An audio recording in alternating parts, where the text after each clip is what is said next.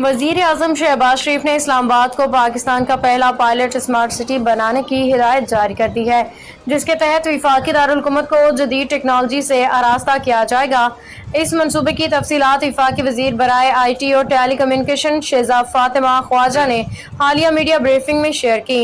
उन्होंने बताया कि आइंदा 6 से 8 माह के अंदर इस्लामाबाद के तमाम सरकारी स्कूलों, बुनियादी मराकज, सेहत, BHUs और पुलिस स्टेशन को फाइबर ऑप्टिक नेटवर्क से जोड़ दिया जाएगा, ताकि इन शोबों में जदीद टेक्नोलॉजी की मदद से बेहतरी लाई जा सके। इसके साथ साथ मेट्रो बस स्टेशन, अवामी मकामात और पार्कों में शहरियों के लिए मुफ्त वाईफाई सर्विस भी मुहैया की जा रही है, जो पब्लिक प्राइवेट पार्टनरशिप के तहत फराहम की जाएगी।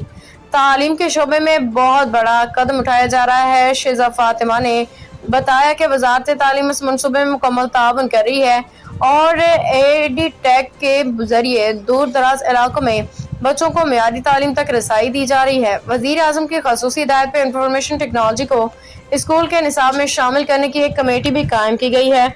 IT स्किल्स की तरबियत के हवाले से भी बड़ी पेशरफ सामने आई है।